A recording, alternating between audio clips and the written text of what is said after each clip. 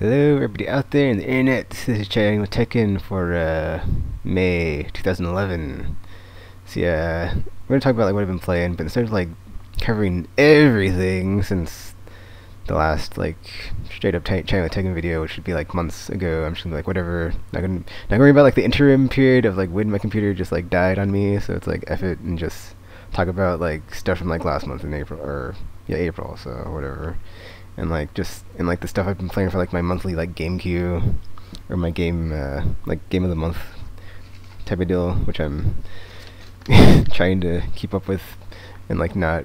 Well, it's like for the longest time that was working, and then all of a sudden like the GameStop had that power up deal sale, and I bought a bunch of crap, and then there's another sale after that where I bought even more crap, and then I pre-ordered stuff, but the stuff I pre-ordered is on my like my game of the month policy list, so it's no big deal.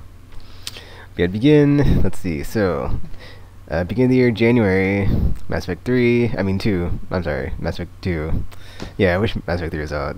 I got played that on the PS3 just to like. Well, I was gonna buy it anyway because like I don't know, I just can't get enough. So yeah, even though I like already played through the or 360 version and like all the DLC and stuff. And then like one of my friends gifted me the PC version on Steam, so that's cool. So I need to play that now.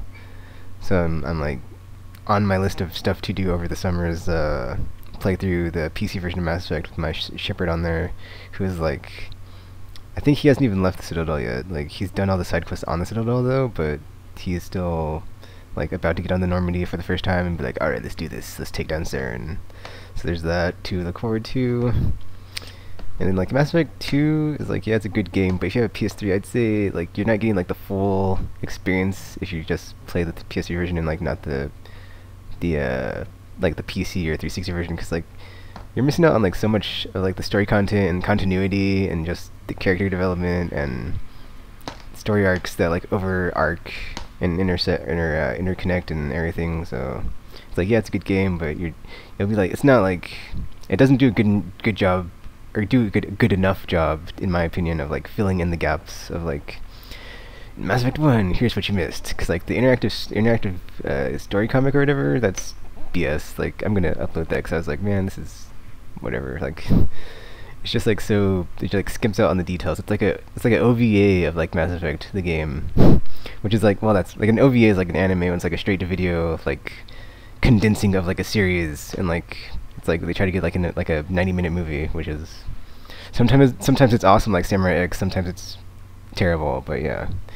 Sometimes it's like, or sometimes it's like a Zone of the Enders where it's like it's really awesome, but it's like the anime that's related to that series is like completely not as awesome as like the OVA is, and it's like where did this come from? So yeah. But yeah, Mass Effect, I talk about that like all the time on the aimlesspodcast.com, so I'm sure you can just like go there and like listen to me and be like, oh, Mass Effect's so awesome, blah. So yeah, I'm trying to move on from Mass Effect because I'm like I have this problem where I can just like talk about the game like endlessly. So it's like Mass Effect, yeah, awesome. So yeah, then I picked up Tactics Ogre, this game. So yeah, I'm a huge fan of Final Fantasy Tactics. And Tactics Ogre has just like come in and just like dethroned it from like my most favoritist like strategy RPG of all time.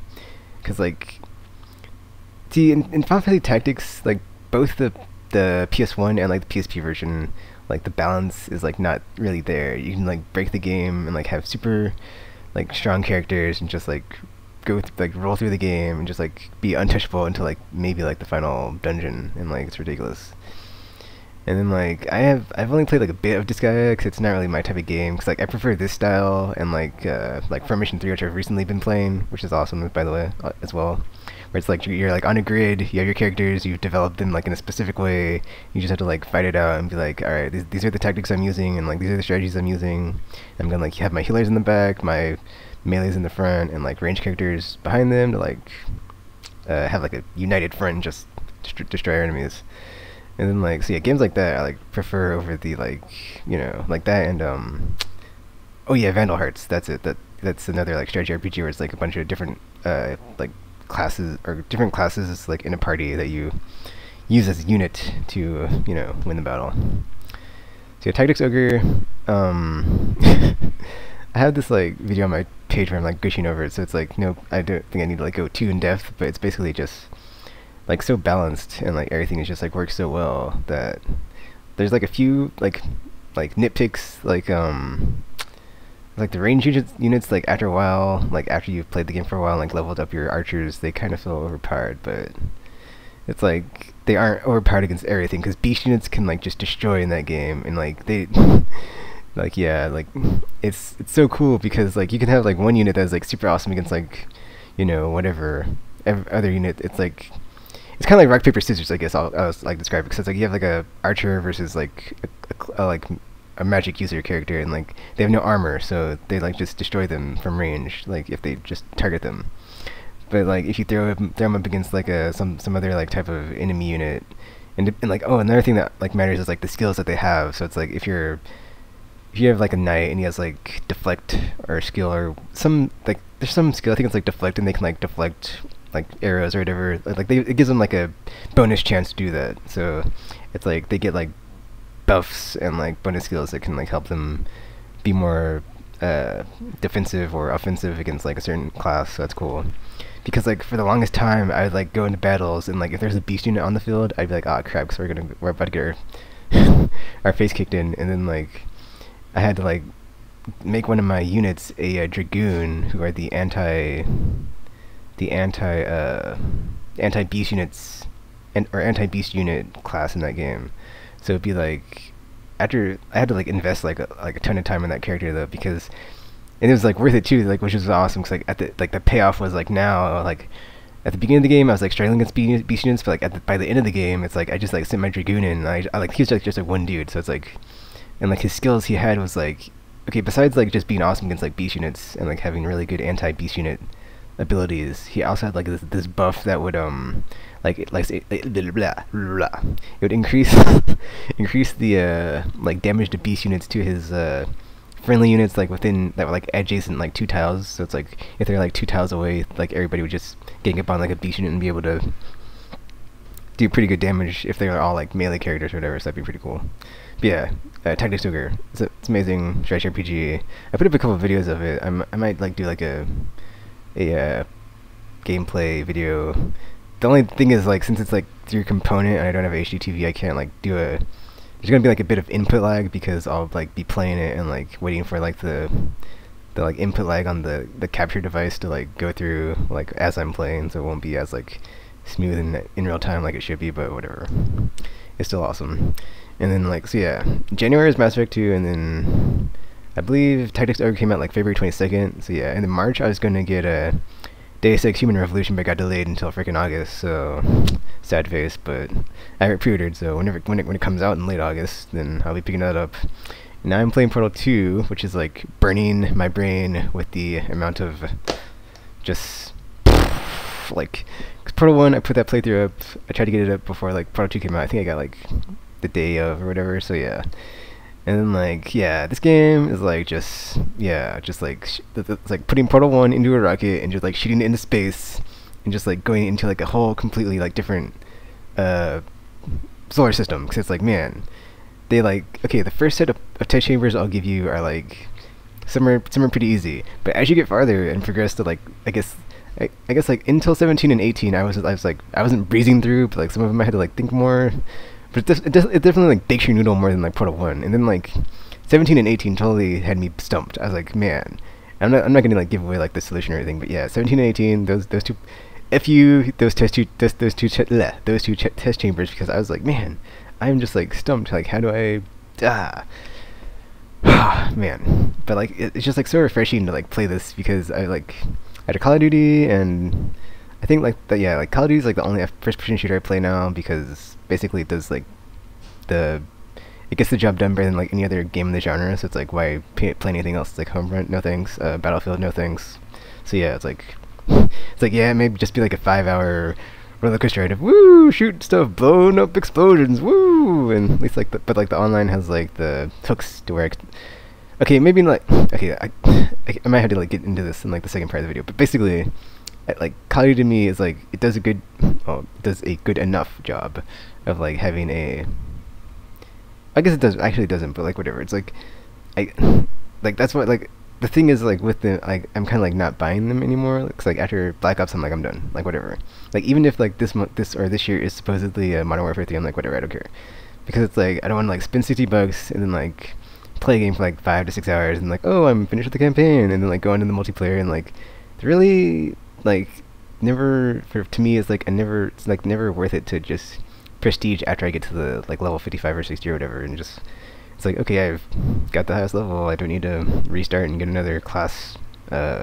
slot because I don't need another one. So it's like I have the guns I use, I have the perks I use, I've got my loadouts the way I want them, so it's like that takes I don't know, I guess 10 to 20 hours to do that, and then like the campaign is like 5 to 6 hours, so it's like 25 hours of gameplay. But to me it's like the multiplayer experience isn't as rewarding because it's just, I don't know, it feels like very like, I don't know, it's like there's a word I usually say on the podcast, so I can't, it's like not firing the synapses, but I'm like way off topic too, so I totally like went from Portal to Call of Duty. But yeah, so yeah, it's like it doesn't redeem itself in my opinion, just like from having the multiplayer that you can play for hours on end, because it's like, yeah, you can play it for hours on end to a point, but then like it just becomes like the whole standard, oh, let me play the only mode I play, and then unless you play like every mode, because I like the only mode I don't really care for is like Search and Destroy, because it's like, if I wanted to play that, I'd play SOCOM, so whatever. And then like everything else is cool, so it's like, yeah, and like perks, kill streaks, everything, yeah. Well, I guess like the other thing is like playing with my friends, but it's just annoying when like that's like the only game like anybody like will play. So it's like I wish there's like other games like I could get like my groups of friends to like play with, and like not just stupid SOCOM. I mean stupid Call of Duty. You know, Borderlands, I totally like will play that. Like if anybody wants to play, just look me up on PSN or Xbox Live. Same gamer tag, Tekken Master, without the in it. So you know, just shoot me a message. Oh, also on PC because I have it on Steam. So you know, I'm always looking to play Borderlands. I love the game. And let's see what else. Red Dead Redemption, kind of, but they kind of like ruined it because they didn't have enough like co-op content. It's like like in that game I was loving it, like I was loving like the posse mode, and then like I went to play like the competitive of like just player versus player, and I was like, oh, F this, because it's like it's not as good as Call of Duty. So it's like yeah, it's like okay and whatever. It's like I like how it has like all the same systems, so like the cover and like the guns and stuff from the single player, but it just turns into like the whole respawn die, kill death, whoever has the highest score wins or whatever. Even like with like the grab bag of gold or whatever modes unique to the game, it's like just not as appealing to like to playing Call of Duty, because I'd rather just play that. And see, it's like, to me, like Call of Duty, the reason like it is like the secret sauce of like why it's so awesome compared to everything else is like the just like the kill streaks, because like in like basically any other game, if you're killing dudes, it doesn't really matter. And then like this one, it's like you have to like kill so many in a row. It's like, oh, it's like you get to like push your, it's like push your luck. It's like you're like big money's no whammies, and like you like throw a care package down, you get something awesome, and you're like, oh yeah, and just like it's like an airstrike or a freaking attack helicopter, and you're like and you're just like shooting the other team with like a machine gun. That's like how, like, what other game do you do that in? Exactly. No, well, maybe Homebrew, I haven't played it, but whatever. Like, F that game. Like, I'm not gonna get into it right now, but like, yeah, F that game. That's a whole other can of worms. Yeah, if you listen to the podcast, you know I'm down on that game and like its story, but whatever. You know, it's totally so realistic for America to get invaded by United Korean Peninsula. Yeah, sure. People who worked on that game and the story, yeah. Back to Portal 2, and why it's so awesome though. So yeah, the like the reason why it feels so like refreshing compared to like the other shooters I was just talking about is like it's not about like killing everything with your gun. It's just like you have to solve puzzles and it makes you think, and you're like, yeah, how am I going to get from here to here? Or just like shooting my portals, and like it's like a different perspective and like a different mindset for like the same genre. It's like so refreshing and like preferable to freaking just go to the checkpoint, kill a dude, shoot him in the face. Oh, push this button to trigger this cutscene, or trigger this button to trigger this scripted event, and just it's like just after playing, it's like even though I only played like Modern Warfare 2, and Black Ops, it's like, but they all like play the same in the single player. It's like yeah, just you can't like I cannot like play games like that like in succession, like multiple entries like through. So it's like I have to like that's like. At one point I was kind of like glad there's like only one a year, but then it's like I'm not buying every one every year, so it's like yeah, I'm kind of down on that franchise now. And there's like the whole I'm almost out of time. Let me take a break here and I'll come back with the part 2, which I would take in and like taking a crap on first person shooters.